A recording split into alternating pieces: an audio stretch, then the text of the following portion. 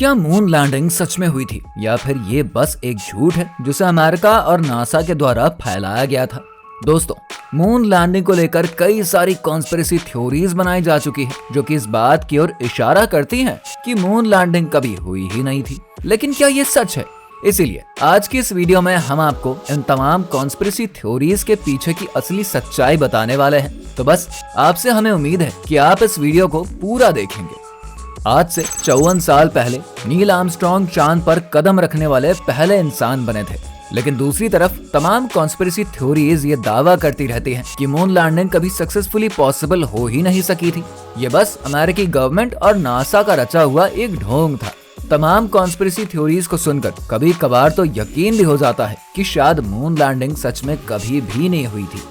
2002 में जब moon landing को फेक बताने वाले बार्ट सिब्रेल ने अपोलो मून लैंडिंग के एस्ट्रोनॉट एडविन बज एल्ड्रिन से मीडिया के सामने कुछ उल्टे सीधे सवाल पूछ लिए, जिसके बाद उन्हें गुस्सा आ गया और उन्होंने बार्ट सिब्रेल को थप्पड़ भी मार दिया।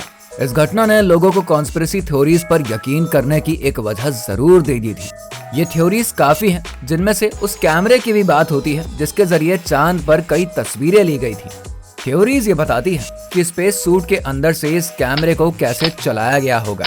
यहाँ तक कि कुछ कॉन्स्पिरेसी थ्योरिस्ट इस बात को प्रूव करके भी दिखा चुके हैं कि स्पेस सूट के अंदर से कैमरे को ऑपरेट करना बहुत ही मुश्किल है। तो अगर ऐसा है तो चांद पर ली गई तस्वीरें इतनी क्लियर और शार्प क्यों हैं?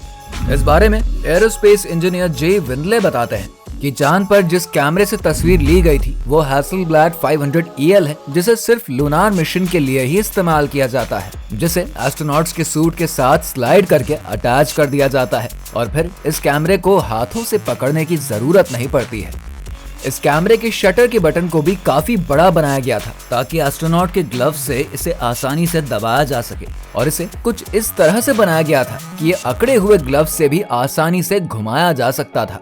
चांद पर इस कैमरे से अच्छी फोटोज कैप्चर करने के लिए सभी एस्ट्रोनॉट्स ने पृथ्वी पर इसी कैमरे से प्रैक्टिस भी करी थी। लेकिन अब इन बेहतरीन फोटोज में भी कॉन्स्पिरेसी थ्योरीज बनाने वालों ने गलती पकड़ ही ली, और वो है इन फोटोज में दिखने वाले लोगों की परछाई।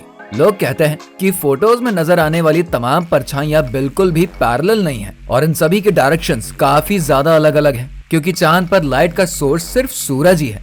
इसीलिए सूरज की किरणों से बनने वाली परछाई एक ही दिशा में होनी चाहिए। तो क्या इन तस्वीरों को आर्टिफिशियल तरीके से धरती पर शूट के जरिए क्रिएट किया गया है?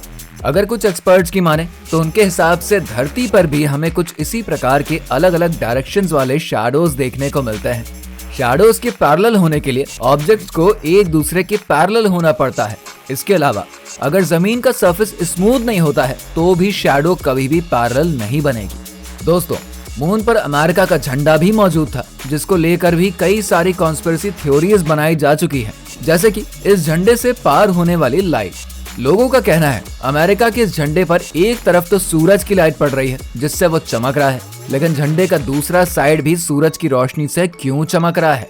इसका जवाब दोस्तों ये है कि जिस मटेरियल से अमेरिकी झंडे को बनाया गया था उस मटेरियल का नाम था नायलॉन, जिसकी सबसे बड़ी खासियत है कि इसके अंदर से लाइट पास हो सकती है। इसी झंडे को लेकर एक और वीडियो काफी ज्यादा वायरल होती है कि जब चांद पर अमेरिकी झंडे को एस्ट्रोनॉट्स के द्वारा लगाया जा रहा था तब झंडा लहरा रहा था, पर चांद पर तो हवा होती नहीं है, फिर झंडा कैसे लहरा रहा था? इसका जवाब अपोलो 11 के एस्ट्रोनॉट बज एल्ड्रिन ने देते हुए कहा कि झंडे को लगाते समय उन्हें काफी मेहनत लगी, जिसकी वजह से झंडा जरूरत से ज्यादा हिलने लगा। इसीलिए इसे देखकर ऐसा लगता है कि झंडा हवा में लहरा रहा है। इसके अलावा चांद पर ली गई फोटोज में पीछे तारों का नजर न आना भी कॉन्स्पिरेसी थ्योरी बनाने वालों को एक वजह देता है इस मून लैंडिंग को फेक बताने का। लेकिन दरअसल दोस्तों ऐसा इसलिए क्योंकि जब इन तस्वीरों को कैमरे से लिया गया था तब उस समय चांद के सरफेस पर सूरज की रोशनी बहुत ज्यादा थी। इसी वजह से कैमरे के लेंस के अंदर काफी ज्यादा लाइट पहले से ही मौजूद थी, जो कि तारों के लाइट से काफी ज्यादा थी, इसीलिए कैमरा इन्हें कैप्चर नहीं कर पाया। तो दोस्तों, ये थी मून लैंडिंग की असली सच्चाई। वीडियो अगर अच्छी लगी हो तो इसे लाइक और शेयर करके हमारे चैनल फैक्ट गिल को सब्सक्राइब जरूर कर लें।